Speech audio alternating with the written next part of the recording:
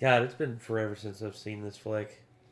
It has been, I think, well over a decade since I watched this. Can't remember when I watched it, but It sticks with you. it's probably been like 7 or 8 years at least. Yeah. So, Wishmaster. It has been, God, dude, for hell and ever since I've even thought about this. And then when James was working on the VHS kill counts, I believe it was mentioned that he was going to be covering Wishmaster in like one of his extra dead meat kill counts. I was like, wow, I haven't thought about that in forever. It's like, how many people even remember that movie exists? Well, yeah, me too. I remember when I saw the like, I remember seeing the VHS box at Video World, walking by it and just seeing like the hand that had like the gemstone in it, and like the dude and like the evil face. I was like, ooh, damn, I like that. It stuck with you, much like the Puppet Master one too. Like the Puppet Master ones, dude. You see, that's the thing about striking imagery. I feel like almost everything, like movie poster or a movie, like even movie covers on DVDs nowadays, they don't have that kind of imagery that VHS tapes used to have. They don't pop off the cover like the old ones did. Yeah, 90s VHS covers were really cool a lot of times. Do you remember the ones that when you turned them, they had like the holographic thing and it looked like it moved? Mm-hmm. Dude, that was so cool. I had the Goosebumps haunted mask that was like that. Yeah, I had Independence Day. The Independence Day movie had a holographic cover like that. Mm-hmm. Gosh, it's amazing what you take for granted when you're a kid, and you look back on stuff and you're just like, wow, we had things pretty good. We had things pretty damn good, I'm not gonna lie. And this isn't me going full boomer mode and just going like, kids these days don't know what it's like. No, everyone experiences things differently. I know there's gonna be kids who are the same age that we were back in the 90s who are gonna look back almost 20 years later, or over 20 years later, and they're gonna all be like, man, it was so much better back in the day, man. You know, we had this, we had that. It's just how it goes. My dad said the same thing whenever I was growing up, and now I'm saying the same thing now that I'm my dad's age. Although, here's the thing: when I was born, my dad was 22. my dad had just turned 22, so I knew my dad when he was still in his 20s. Like, that's the thing. I remember like when I was like 6 or 7 years old and like doing stuff with my dad, and my dad was like 29, and just now he's almost 60, and here I am at 36, and I don't have any kids, and honestly, my dad was shocked that I didn't have kids by like the time I was 25. He was just like, I figured you'd have had one or two by now, and I'm like, none such luck, Pop. None such luck. That doesn't mean I don't want to have kids. I'd like to have kids one day, but that's maybe sometime in the future. We'll see. But enough reminiscing about the past. Let's see some guy on the internet talk about the past. This is James A. Janice, a.k.a. Dead Meat, with the Wishmaster 1997 kill count. Are you ready, Nikolai? Let's do it.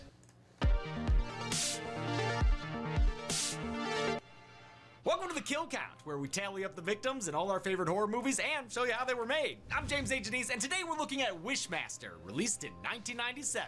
I've wanted to cover Wishmaster ever since I started this channel. Hell, we did it on the podcast so early, it was back when it was audio only. Wishmaster is a criminally underappreciated horror movie, even though it spawned 3 sequels. Though, as is common, each had diminishing returns. Wishmaster probably failed to make a splash because of when it was released. This is a fantastical love letter to 80s horror that came out after Scream had changed things to be meta and modern. With its mysticism and magic, Wishmaster was instantly out of date, too similar to genre fare from the late 80s and early 90s. But this movie deserves more fans. It's got so much going for it. There are not 1, but 2 extended sequences with special effects and kills galore. No surprise, since it was directed by Robert Kurtzman, the special effects artist who provided the K in K&B Effects. They're probably the most reoccurring makeup company on the kill count. They've done everything. It's also got a crap ton of cameos from horror legends and character actors. The thing about K&B is that they've, like, throughout the 80s and 90s, they made their bones as the go-to, like, VFX workshop that started implementing in, like 3D visual effects and like morphing effects using computers, and doing it in a way that was inventive. You know, because you know what they would normally do is they would usually have like the camera running at like a low speed. At like a low recording speed, like 12 frames per second, and then they would do like tell them to shake their head back and forth, and when they shook their head back and forth, and then they sped it up to 24 frames per second, it gave it this jittery feel, like it was like moving so fast it was impossible. And then they would like switch up and like take the actor out, put on the makeup really fast, and then morph them in, and then use the 3D effects to like morph everything in, or the computer generated effects to morph everything in to like make it look like it just like transformed like yeah. And it was really good. It was really good for the time. And I know nowadays those effects look dated, but god dang, dude, for the time and the inventiveness that these guys had, bravo all the way, dude. I'm trying to remember what I've seen that effect used in, but that sounds like I can picture it in my head, and I just can't remember what it was used From in. Dusk Till Dawn was a big one. They did that. Yeah, they did that on several actors. Okay. They did that on Salma Hayek. They did that on Danny Trejo. I think Tom Savini. No, Tom Savini's was slow. That might be why I feel like I've seen it recently, is because I watched From Dusk Till Dawn recently. Yeah. Almost a decade before Hatchet, this movie put Fred Krueger, Jason Voorhees, and Candyman in the same film. Yeah, it became like kind of, you know, the Expendables of horror films at that point. You know? I love it. The score is done by Harry Manfredini, the composer of most Friday the 13th films, and Wes Craven was attached too. Kinda. He basically just stuck his name on the thing to help market it, but hey, we'll take it. Most importantly of all, though, it's got the Djinn, the titular Wishmaster, who deserves to be mentioned alongside the usual horror icons. That's why he was included in our first Horror Royal Rumble and Season 2 of Horror Survivor. First off, he's got a great power. I believe I've talked about this before, but that my introduction to horror, or at least like, you know, R-rated horror movies, was my buddy Chance, and he showed me this little DVD compilation he had that was like all of the major horror villains and what they did and their powers were and stuff. So, yeah. Freddy Krueger, Jason Voorhees. Yeah. But then it went into like some more underground ones. It had the Wishmaster. It had the dude from I forgot, The Ugly. Oh yeah. And then had the Wishmaster on it. So I mean, I saw him in that. Had the Puppet Master as well. Mm-hmm. But yeah, like that's where I was originally saw him at, and I didn't actually get to watch the movie until like years and years and years later. But when I saw it, I was like, this is kind of dope, actually. Yeah. It's a pretty good movie. He can only kill people by twisting the meaning of their wish. He's not very strict about what counts as a wish, but in any case, it still leads to plenty of fun kills. Secondly, dude looks cool. Fucking tentacles and shit, that's a great villain design right there. And finally, looks like a he's Power played to Rangers perfection villain, by but like Kind cooler. of, yeah. That's the thing with it, is just like it has a level of cheese to it that doesn't feel overwhelming. Mm-hmm. It's the right kind of cheesy to where it's disturbing, but still kind of funny. Andrew Divoff, an extremely talented character actor who I best know from Lost because I was obsessed with it. He was Mikhail. Mikhail? Divoff not only plays Nathaniel Demarest, the Wishmaster's human persona and a sort of proto-Lucifer, he also undergoes the makeup treatment to suit perform the djinn as well. The character only works because of his exquisite sleaze and deep voice that growls out the flowery dialogue. Listen to their screams, child. Listen to the music of their agony. It's great even when he gets a little Triple H with it. Patience, friends, patience.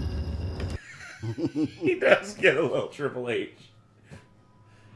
Dwayne, The Rock, Johnson. God dang it.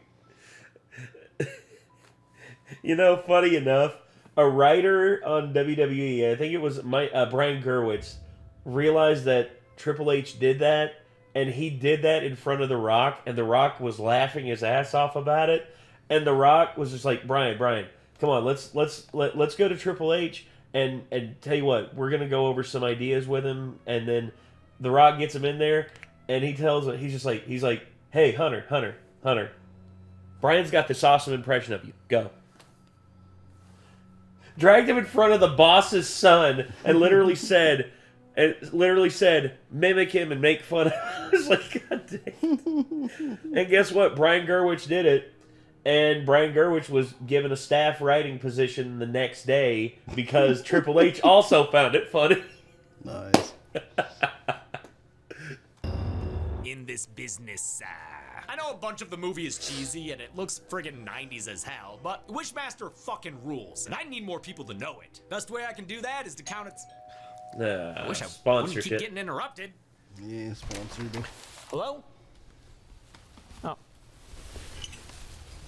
Oh. Did someone leave a... He who wields this lamp is granted 3 wishes to use as he see... Oh, no thanks. I'm good. Wait, what? Yeah, I just feel like genie magic is famously unreliable. And besides, I already have magic in my life thanks to today's sponsor, Magic Spoon. But I'm an all-powerful, next-dimensional being! Are you really turning me into a sponsor bit, right? Magic Spoon has reinvented childhood by reimagining classic cereals and treats with grown-up ingredients. Yes, but I could literally reinvent your childhood with the snap of my... Their food is all designed to be high-protein, low-sugar, and carb-conscious so you can feel good while you're eating.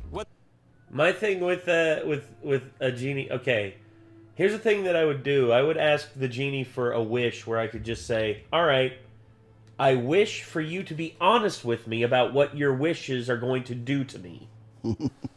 and basically it's like an accountability wish. And it'd just be like, okay, what if I were to wish for $1 billion? And it'd be like, $1 billion crate would appear above your head and crush you. Like, then no, I don't want...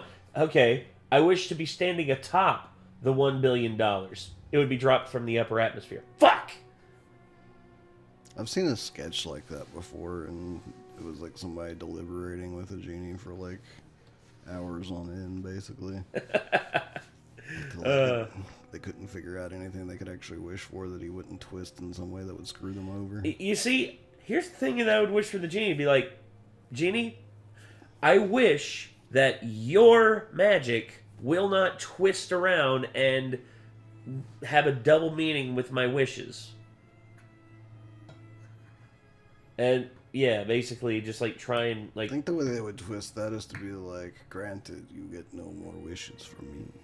But they're like given like the wishes, like they're bound by contract to at least 3 wishes. But your wish just undid the contract would be their twist or something like that. Oh, for God's sakes. There's no winning. There's no winning. Whether it's cereal or their all-new treats, which are inspired by crispy treats we loved as kids, but now with 11 to 12 grams of protein and only 1 gram of sugar across a variety of flavors. But you could just wish to eat I wish the whatever sponsor you want wasn't with food no today while I'm starving to death. I'm not. I had a huge plate of egg fried rice, and it was delicious. Princess, I could do. I said didn't no. wake Take up me in off time your for list, that. please. Thank you. Sorry, dude. Bye. Never gonna hit my quota. Don't gamble on a genie. Use code DeadMeatJames or click the link in the description to try Magic Spoon today and get $5 off. Plus, Magic Spoon is backed with a 100% happiness guarantee. So if you're not satisfied, they'll refund you, no questions asked. If you're like me and have been waiting for this movie to be on the kill count, I'm glad I can finally fulfill your wish. The movie begins with narration by Angus Scrimm, who played the tall man in Phantoms, another early podcast episode. He says that Jinn lived between heaven and earth, and if one grants 3 wishes, it'll take over the world. In other words, Fear the Jinn. the king of Persia in the 12th century didn't fear the Jinn. He wished to see wonders, resulting in Middle Eastern mayhem and a kill to kick things off when a dude gets turned into a wall. Some people fall down, get disfigured, or endure cases of bloody mouth, but the next kill-out count is this Crypt TV looking lady, cause looks like she can't breathe no more. I'll also count this guy getting xenomorphed, but not the lady whose arm is bitten. Wash that shit out with hydrogen peroxide, you're good to go. One featured player begs for help, only to fall to the ground and experience a body-wide rendering of his skin. It's incredible the way he rips apart at seams that aren't there, then turns into a bastard skelly straight out of a Mortal Kombat fatality. I won't count the dude he rides around on, because we don't see him get killed, nor will I count this lizard man, because, hey, maybe he can find a way to live a happy life. God damn, these effects rule. The Jinn nearly has the king wishing for his people to be okay, but that'd be his third wish and lead to Jinn World. New wonders, majesty. New splendors. Wizard guy shuts this shit down, pulling out a red fire opal and reciting a spell. After a couple of nibs sugar-off Baheems, the Jinn gets locked inside his little ruby jail. In present-day America, rich art collector Raymond Beaumont waits for his latest piece to arrive, a statue of the Zoroastrian god Ahura Mazda. The crane operator Mickey Torelli is drunk. And Ted Raimi. And he accidentally drops the crate on Beaumont's douchey assistant Ed Finley, killing him instantly. Beaumont's more upset about his broken statue, but I'm sad Finley's gone. He was played by Michigan's own Ted Raimi, horror vet most recently seen in the supermassive video game The Quarry. Meanwhile, Torelli is played by the late Joseph... That's cool. Yeah. Ted Raimi We still need to do The Quarry at some point. Yes. Ted Raimi is an icon of, like, background horror, because brother of legendary director Sam Raimi, he's always been, like, in the background of some productions that you never notice, especially in Sam's. Sam considers Ted his good luck charm, and it usually gives good blessings to the film to be good if you know he's in it. So sadly, he was only in this for like what, a minute or so. Pilato, who played Captain Rhodes in Day of the Dead. Joe got him! The ruby is found and pocketed by another dude on the dock, and eventually it winds up with a pawn shop owner who takes it to an auctioneer place. There, it's appraised by Alex, who can tell it's something special, but also that it's not a perfect gem. What is that schmutz in there? Huh, either dirt or something evil. To figure out the deal, she takes it to her friend Josh, who's, I don't know, a scientist? He's also, and there's no other way to say it, a simp getting friend-zoned hard. You are my best friend. Do you know how hard a friend is to find? I mean, dude's game gets major league blocked. How about dinner and a movie? How about hot dogs and a ball game? Yeah, I'll give you a hot dog and ball game. Of course, he still agrees to look into the gem while Alex leaves to coach her girls' basketball team. Wishmaster, what are your characters? Josh beat boops on his computer and shoots the gem with frickin' laser beams, which I guess is enough to free Wishmaster from his prison, since Alex is hearing him in her head now. The gem blows up, injuring Josh and freeing a widow Wishmaster baby. This larval Jinn is played by the late Vern Troyer, best known as Mini-Me, who does a great job in all that heavy makeup. Devolf still provides... Now that he says that, I can see it. Yeah. The pain to cease. Josh just replies yes to that, and we'll count it as a wish, I guess, since he's killed in a nebulous, magical way that leaves him screaming on the floor as Alex suffers psychic turmoil. His death leads Wishmaster to transform in a sequence that feels very Hellraiser, what with the bone sticks and flesh goop and what have you. When he's done, he's no longer Kid Boo, he's Super Boo. He takes his broken ruby and leaves long before the police and Alex arrive to cry over Josh's dead body. Womp womp. The Jinn hits the streets next, flagging down a homeless guy, played by professional homeless guy, George Buck Flower. Flower was in a bunch... Yeah, he's been a homeless guy in so many flicks, dude. It's almost hilarious. bunch of Carpenter flicks and other horror movies, but Yeah. the only time we've seen him on the kill count was in Tammy and the T-Rex. Weird. The Djinn overheard this feller arguing with a pharmacist who is also played by a horror vet, Reggie Bannister of the Phantasm franchise. Oh, whose gun Reg! This man was a contender in the horror Hell Royal Rumble. yeah. Bannister was also in Silent Night, Deadly Night 4. There's no love lost between the pharmacist and the homeless guy. I hope you die, and I hope you float down the gutter so I can fucking piss on you. Oh, That's a good insult. That is. Tell us how you really feel. Bald-headed baboon, piss-complected after birth of a Chinese gangbanger. Jesus, man. Jesus, that's scathing. Okay, man, damn. The Djinn offers to make this guy's dreams come true for the low, low price of his soul. He agrees and makes his wish. Hey, should only get cancer. Should only get cancer and die. That's your wish. Just like that, Reggie's breaking bottles, which upsets not only Alex telepathically, but also, wait, Tom Savini? Sure, yeah. The pharmacist withers away into a mucousy mess. Not sure what kind of cancer Wishmaster gave him, but given the language of the wish, I'm sure he gets some latitude there. The homeless guy runs away scared. I guarantee you, it's like he basically turned him in, gave him the Deadpool treatment, except instead of Deadpool's healing factor, basically negating the cancer, instead it literally turned him into a cancer, into a gigantic tumor. Mm-hmm. And that sucks. It looked like he had cysts and stuff too that like immediately ruptured, which is kind of like, if I had to guess, like not entirely medically inaccurate, because if your cells were replicating that quickly, like you would end up getting like boils and cysts that just your skin cells would just keep multiplying under until they popped and started oozing out. You know? Yeah, and literally you would turn into what would look like a giant callus. You basically just and just ugh, that is horrifying. Missing out on absolutely peak Wishmaster. Run, insect. Run and tell those you will what you will, but tell them quickly while you still have a soul. Awesome lines. Then the motherfucker smokes a cigarette? God, the Djinn rules. Alex is also smoking It's a metal cigarette. as fuck. Even for the time it was made, I feel like this movie has a ton of smoking. Places like Mad Men up in here. Alex tells her sister Shannon that she feels guilty. I always about hate friend-zoning stuff where Josh people before- smoke a lot because it makes me want to smoke. You know, I Todd, don't hate it, but it's like it annoys me to see people smoking in media. You know, Todd, former friend of mine, said that he could never watch Sin City because every time he watched Sin City, he's like, well, God dang, I gotta go smoke because like everybody in this damn movie smokes. Before he died. No, we weren't as close as he wanted, and now it's just too...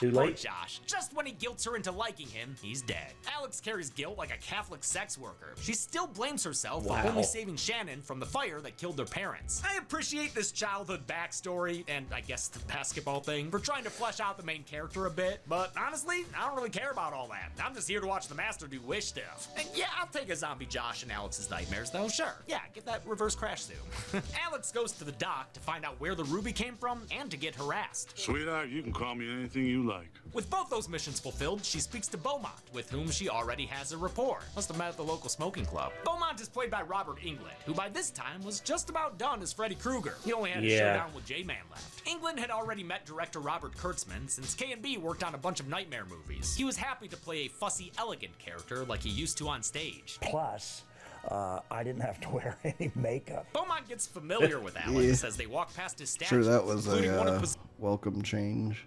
Oh, no doubt. Well, you know,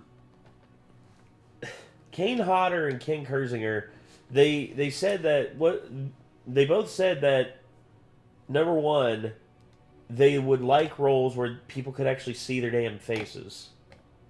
Because, you know, I know wearing the Jason mask is iconic, and I think any actor out there, and I think every actor out there who's ever played Jason has been grateful of the fact that they played Jason Voorhees. It's just, they don't want that to be the only thing that they're known for. And that's fair. That's fair. Zuzu from The Exorcist, another cameo. He shows her where he'd keep his statue of Ahura Mazda. If he had one! If you didn't know, Ahura Mazda is actually the creator deity of Zoroastrianism, the world's oldest monotheistic religion. Ahura Mazda's power is symbolized by fire, which is also associated with purity. In this movie... Funny enough, Freddie Mercury former, lead singer of Queen and probably one of the greatest frontmen of all time. His family were believers in Zoroastrianism. They were actually Persian, and they basically they were forced out of the Zoroastrians were pushed out of the Middle East by the Muslims and basically spread all over the world. And it's kind of crazy how long Zoroastrianism has been going. Fire is tied to the Jinn, which Beaumont says is essentially the evil shadow of Ahura Mazda. Wishmaster was written by Peter Atkins, the delightful British screenwriter who wrote Hellraisers 2, 3, and 4. This script was a real work for hire. A development company asked him to write a horror movie about a genie. He thought it was a dumb idea, but said yes. He did a little research about Jinn and then kinda wrote whatever. I came up with some bullshit. It's great bullshit. Wishmaster takes his mangy, smelly ass to the School of Medicine, but he ain't here to audit a class. He's here to get a brand new face. And lucky for him, this handsome feller's lying around. Great, now he won't have to look like, this. Kurtzman worked with storyboard artists to design the Jinn's look. It took makeup artists Garrett Amell and Gino Crognali 3 to 4 hours to get Divoff into makeup. The face alone had a dozen different pieces, each articulated so he could be expressive. Whatever he does underneath the makeup has to be multiplied, 10 times. Between the makeup, his majestic armor, designed by Karen Wagner, and the motor controlling the tentacles on his head, Divoff was carrying around 45 extra pounds all day on set. Couldn't have been too pleasant an experience. The Jinn's true form is too scary for this med student who finds him, so Wishmaster easily tricks him into wishing he wasn't seeing it. The Jinn finishes ripping face and prepares to join the Sawyers at the chili cook-off. Oh wait, never mind. That face has been fully grafted. Look at that handsome mug. It's enough to make Alex scream. A lot. Now going back to Nathaniel Demarest, the Jinn takes his new skin out on the town. He suits up, matching his baby blues, and nabs a soul at the checkout when he makes a goo-goo-eyed saleswoman wish that she never got old and ugly. He kind of forces it on her, though. Does it bother you, knowing that your beauty will fade? That your looking glass will day by day tell you a long and unhappy story? That's life, right? Yes, but really, wouldn't it be cool if you wished to be beautiful forever? When he grants the wish, it turns her into a mannequin. Kim Cattrall style. Andrew Divoff said this was the most challenging scene for him to play. He was comfortable in the makeup and doing evil action-y stuff, but he never thought himself a debonair guy and had to overcome a lack of confidence. I have this sort of, a face that looks like it was chiseled out with a kind of a dull chisel. Oh, come on, man. Don't sell yourself short. You've got tons of, what do the kids call it? Riz. Oh gosh, does he got the Riz? I think he's got the Riz. Let's see. Damn it. I can't find the damn thing. Fuck it.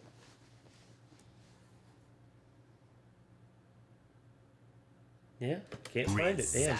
I thought I had the Riz on here. Times, and he seems like the sweetest guy. He even made and wears a Wishmaster ring to show his love and appreciation for the role. The Jinn goes to the police station and talks to Lieutenant Nathanson, played by Rico Ross, who was Frost in Aliens. Demarest gets lucky when the cop starts cursing a murderer who keeps avoiding conviction. Just want something like it to be easy. I'd like to nail that prick dead to rights. Murder one everybody's denying witness. Well, Princess Buttercup, as you wish. The Jinn causes this guy to shoot up the police station in an actually pretty unsettling way, especially when he rips a dude's jaw off his face. Holy shit! After that trio of murders, the guy is shot to pieces by cops who don't give a damn about Crossfire. Still, Nathanson gets his wish, dead to rights. Amidst all the chaos, Demarest finds out where he can find Alexandra. I love how this millennia-old demon still has to do shit like steal business cards. I mean it, too. The limitations on his powers makes him a lot of fun. Beaumont tells Alex to visit a folklore professor named Wendy Derleth. I like her. I like you. Oh, we all like each other, I guess. Derleth dishes out Wishmaster lore, saying the Jinn ain't like the genies of pop culture. Forget Barbara Eden, forget Robin Williams. Forget the Fresh Prince, forget Dan Castellaneta. I won't ask you to forget James Monroe Iglehart, though, because you can't. Wendy warns Alex about how dangerous the Jinn are while providing backstory, an expositional scene that only works because of actress Jenny O'Hara. But one issue with this movie, and it gets worse in the sequels, is how much it loves to talk about Jinn backstory, almost as much as it loves smoking cigarettes. Nathaniel goes to Alex's place of work where he's stopped by security guard Kane Hodder, record-holding J-Man actor. Just like Robert Englund, he was grateful to play a character out of makeup. My acting was okay. It wasn't great. His neck, you could see the burn scars on his neck from when he did the like flame stunt. I think it was from like part 7, I think. Damn. But it wasn't embarrassing. Regardless of acting acumen, this is a great scene. Wishmaster is constrained by his rules and has to walk away when the guard says he wants him to leave. No. I have to get inside. But then the guard fucks up and says he'd like to see the djinn go through him. One, as you wish. Later, the guard turns into sugarcane glass, which Nathaniel Demarest simply walks through. Then he cracks and shatters. Fuck yeah. Wishmaster uses a combination of practical and digital effects. They dropped a crate on a fake Ted Raimi, ripped a bloody prosthetic jaw off a dummy, and had a real painted glass door of Kane Hodder, which they actually shattered. A lot of the digital effects involved morphing techniques. They were supervised by the late Tom Ranoni, who worked on Bride of Reanimator and a couple Silent Night Deadly Nights. I'm sad to hear he passed. I mean, look at this motherfucker. He's doing featurettes with a scotch and a goddamn cigar. My guy. My dude. I love it. The smoking hot I wonder if smoking gin Bride of approaches Reanimator Alice's is boss, actually Nick worth Merritt. watching or not. Smug I don't know. I know the first one is. Yeah, First I like the Reanimator. first one a lot. First Reanimator is really, really good. But I mean, obviously, there was no Bride of Reanimator written by Lovecraft, so they're kind of doing their own thing at that point. True. Kind of like, Very, very true. And smogging it up before the djinn impresses Nick with a valuable magic trick. Nick agrees to sell Alex out for a wish of $1 million. And folks, the way this wish is granted is possibly the best thing I've ever seen. We cut to Nick's mom about to board a plane when she's asked to fill out her insurance beneficiary. Oh, and look at that! Her life insurance policy is for $1 million. I forgot about that. who the hell has a $1 million life insurance policy? You'd be surprised, dude. There's some that are ridiculous. I know that there's one. I'm not going to say which family member of mine has it, but they have one that is $750,000. And it's divvied up amongst like 3 people when they go. So it's like, damn. My Uncle Norse had one. My Uncle Norse had one when he passed away, and it was, I think it was $400,000. And it's being split up between the remaining members of my family, because he didn't have a will. He didn't leave a will because he didn't have anyone left. Like, his wife died a couple years before him, and his son died a few years before that. And sadly, where he didn't have a will, it didn't go to anybody, but instead it all gets split up amongst the remaining family members, which I think is pretty cool. Master just crashed a fucking plane, man. Problem is, I don't know how many people were on it. So I'm only gonna count the one person Oh, we come know on. and know was there. Nick's dear old mom. And before you start bringing up Final Destination or Brightburn, those movies gave specific numbers within the movie itself. Mm-hmm. That is true. I would at least take the what is the average amount of people per plane, per airline flight? True. I would have done that at least. At least guesstimate. But James isn't really someone who does guesstimates, though, so I can understand. But it's like when you and I got pissed off at the end of Cabin in the Woods when the world got destroyed, and he didn't count the world being destroyed. I thought that was kind of nonsense, but oh well. I'm not about to make up a number out of thin air. Closest I came to doing that was Return of the Living Dead. I still don't feel great about that one. Alex's sister finds her smoking in the house again. What the hell are you doing? Your sister's a chimney, Shannon. There's no helping her. The next day, she's still just sitting there smoking when the djinn decides to collect the souls for all the wishes he's granted. I claim that which is owed. I'll count this gem charging as 5 kills. Lieutenant Nathanson, who wished for his station to be shot up. Buck Flower, who fought Big Pharma. The med student, whose LASIK went horribly wrong. Boss man Nick, who, has he got the bubble guts there? And the apparently still living store clerk, which is why I didn't count her earlier. The harvest doesn't kill Alex. It just leaves her sweaty and screaming on the floor. Man, she could really use a cigarette right now. Alex goes to see Wendy Derleth again, but the lady's acting weird and keeps asking her if she wants anything. Like, non-stop. Would you like me to put the heat on? No, just please continue. Doesn't take long to figure out what's going on here. Wishmaster's taken on Wendy's face and is wearing her skin. It's a fun performance, again played brilliantly by O'Hara. That also means, of course, that the real Wendy's dead, lying on her bed wearing nothing but her face. Wearing everything but her face. Wishmaster turns into Nathaniel Demarest and then his true self. Fuck it. Alex doesn't like it. The shit just hit the fan, didn't it? It surely do. Divov, who speaks 8 freaking languages, what the fuck, spent a lot of time time working on Wishmaster's voice. The final form was found by accident, though. Because of all his makeup, the only things he could consume on set were milkshakes and jelly beans. It was just that visual of this big, scary monster with jelly bellies. They left him with a lot of flack, so he stopped clearing his throat and wound up with the gurgly, gravelly voice. The Djinn tells Alex to make 3 wishes so he can take over the world. Alex realizes that if she's gonna beat the Djinn, she has to understand him. So that's her first wish, to know what the fuck he is. His answer puts her in his gem prison, where he sits on a lonely throne, ruler of red lights, smoke machines, and the most expensive BDSM dungeon around. Tentacles are part of admission, don't worry. The weird dog thing? Yeah, gonna have to pay extra for that. Don't run, Alex. It's a... Also, this right here reminds me of that music video that Korn was in for what was it? It was on the Untouchables album. It had Aaron Paul in it. He was the...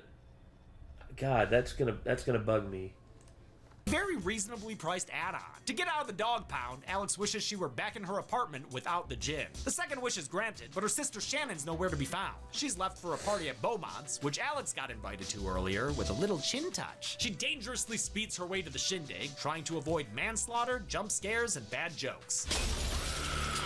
Going my way. Damn. Only 1 for 3. She gets to the party with Nathaniel Demarest on her heels, so she asks for help from the party's bouncer, whose name is Johnny Valentine. Fuck yeah! Even more fuck yeah is that he's played by Tony Todd. Wow, this vocal clash is one for the ages. I've dealt with your type before. Mister, you never even met my type before. The Djinn whittles away at Valentine's bravado until he gets him to admit that being a bouncer ain't all that fulfilling. Would you like to escape? Come on, Wishmaster. This feels like entrapment. In more ways than one, as Johnny Valentine is left to drown in an escape tank. Alex finds Shannon at the party, where Beaumont has already become charmed by Nathaniel Demarest. Wishmaster gets him to say that he'd love to host a party that goes down in history. That's enough of a deal, I guess, because it's time to get another buck wild scene full of death. The first kill is a woman who says her date can see right through her, which becomes true when she turns into glass. Or maybe an ice sculpture? Oh, nope, that's glass, and it's going her way. The glass grenade kills 2 people and slices a 3rd guy's face off, which I'll count. Zuzu grows tentacles that, shunt a guy's face, and a tuxedoed man gets impaled through the head by, I don't know, something. Piano wires come alive and make quick work of another guy. The sharp notes make his neck flat. And a fireplace explosion burns another guy to death. Finally, a Tenta-violated corpse, a background body in a chair, and 4 dead folk Alex crawls by gives us a total of 13 victims at this party. Man, remember when I could show all this without YouTube restricting the video? Yeah. Right.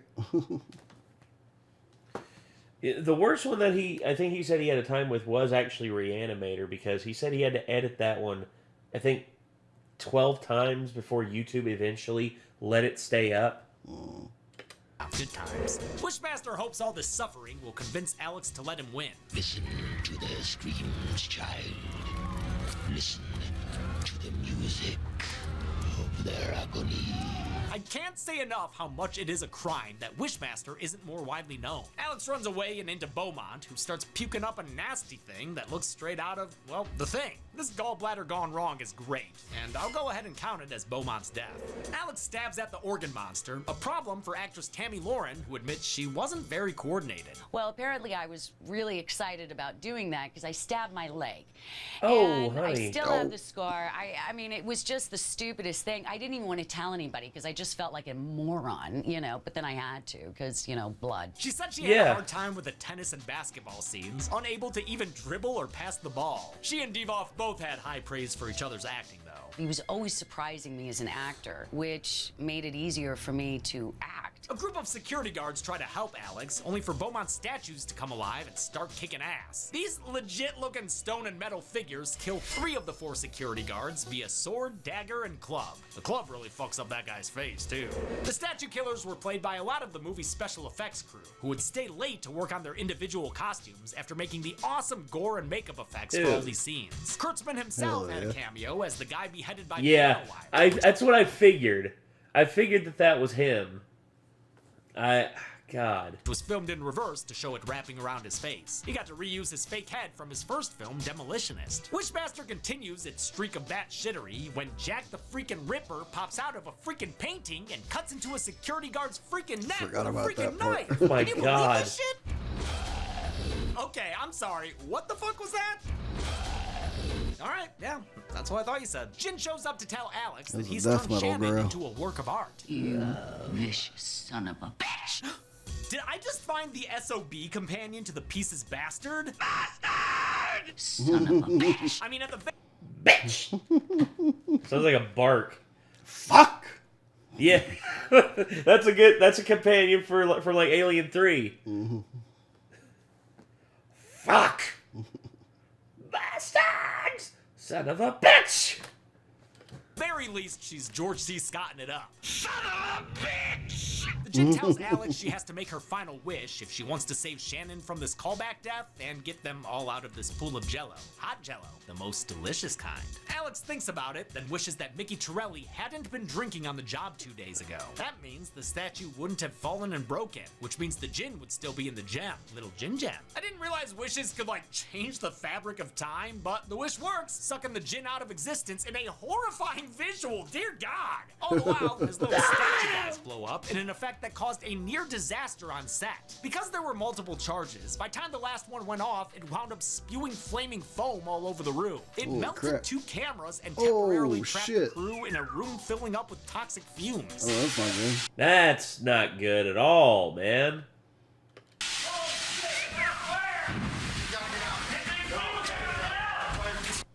We're back in the past. Wouldn't that have been like if things would have gone absolute worst and the last thing that would have been seen of that disaster was that right there, that camera turning away to run out of the room and just going to static. And it's just like, damn. I guess, on the dock 2 days ago, where the statue once crashed into pieces. Ted Raimi yells at Captain Rhodes again, but since that drink of Mickey's ain't got no kicky, he handles the crane game like a champ and Beaumont gets his statue. Josh is alive again too. Wait, does this mean that none of the kills actually counted? Nah, they count. They undid all of it. Fuck it, I'm not redoing the whole episode. No, they count, dude. It's alternate timelines. That's how you can look at it. So anyway, yeah, everyone's happy and a lot. Wait, Alex, what are you doing down there? You guys are at work. Well, it ain't quite what it looks like, but she has rezoned this friendship, even though these two have like negative chemistry. The movie ends with a little wink and a trap inside the Ahura Mazda statue, where Wishmaster's a pissy pants prisoner. How many kills did the Jin manage to gin up? Let's find out and get to the numbers. Wow, shit. I wish I had a good to the numbers bit. Oh, I think it's happening. It's happening! How many kills did the Jin manage to gin up? Let's find out and get to the numbers. I wish I had a good to the numbers bit. Wait, that was it? Saying I wish I had one was the bit? Stupid fucking Wishmaster. Hey, man. I counted 39 That's how it kills in goes. Wishmaster, with the victims consisting of 32 men and 7. Oh, the fact that he put Jason Voorhees there for Kane Hodder, that's the best. Yeah. And the Freddy Krueger, The blue too. pipes aren't there. Maybe Wishmaster didn't want to be reminded of his red gem jail. We've only counted 39 kills once before on this show, on Social Mediasochist, which had twice as many female kills. And with a runtime of 90 minutes, Wishmaster had a kill on average every 2.31 minutes. I'll give the Golden Chainsaw for coolest kill to an old arch nemesis of mine, the bastard Skelly who rips himself out of that one dude's body. I can't stand these bony fucks, but this one made a hell of an entrance. Don't Yeah. shit for lamest kill goes to the security guard who got sliced by a stone samurai. Way to tame a kill amidst all this chaos. And that's it. Wishmaster came out in 1997 and did okay at the box office, but really found its stride on home video. It'd be great to look at the sequel, so give this video some love if you want to see them too. Until next time, I'm James A. Janice. This has been The Kill Count. On the next Kill Count. Hey, be good people. It's Dead Meat Video. Hello, we're the team at Dead Meat Video. Back with another kill count recommendation? How many of these things are there? A lot. And this Too week, damn many. it's VHS 99. 99! The Gawkers follows a group of horny teenage peeping toms. Wait,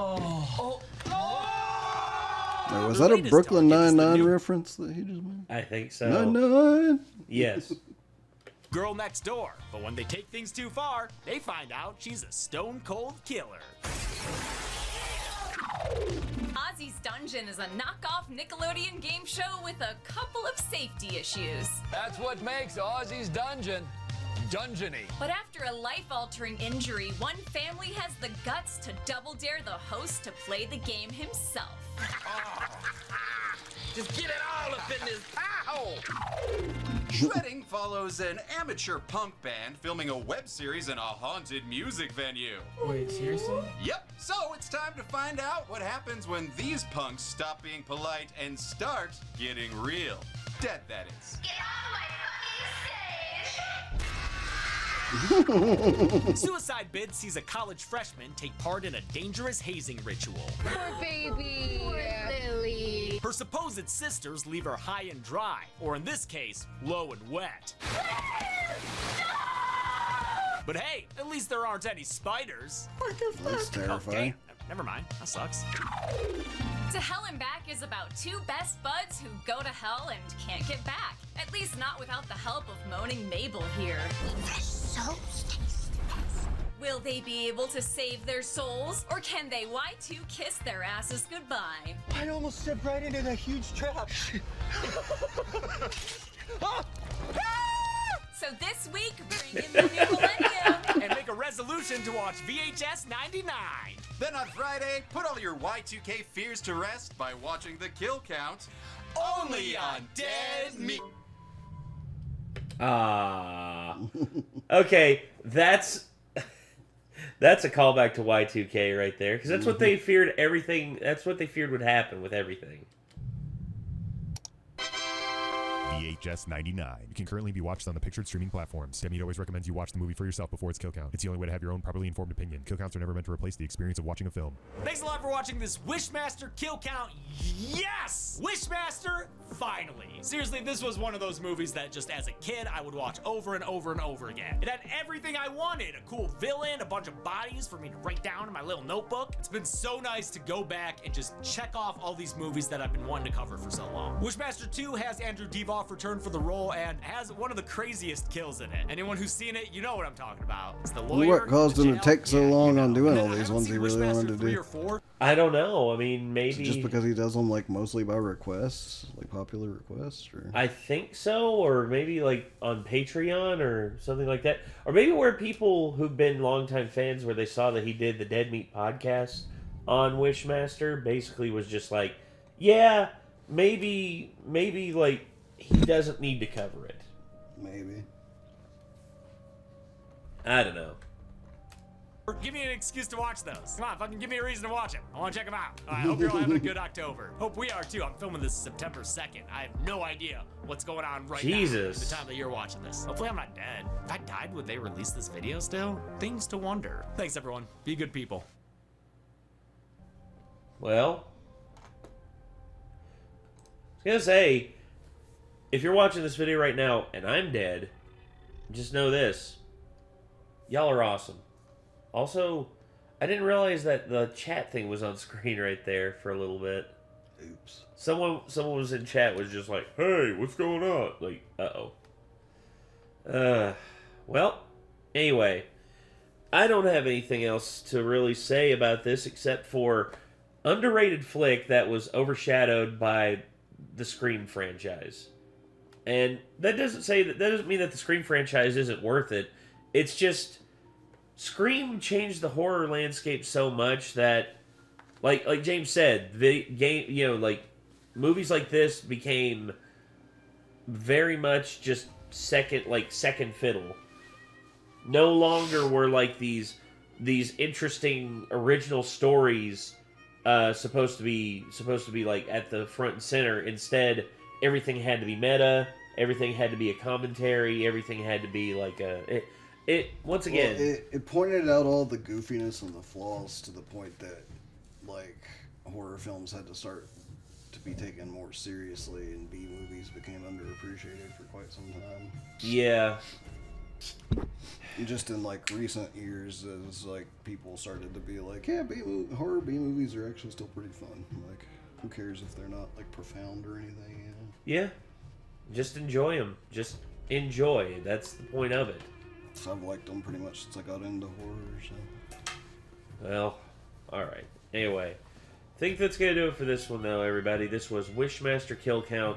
hopefully you all enjoyed, and if you want to see more, be sure to click the name of the channel, Dead Meat, in the title of the video. And if you want to see more from us, hit that subscribe button and ring that bell, because that's the only way we're going to be able to keep doing these, is if you leave a like on the video.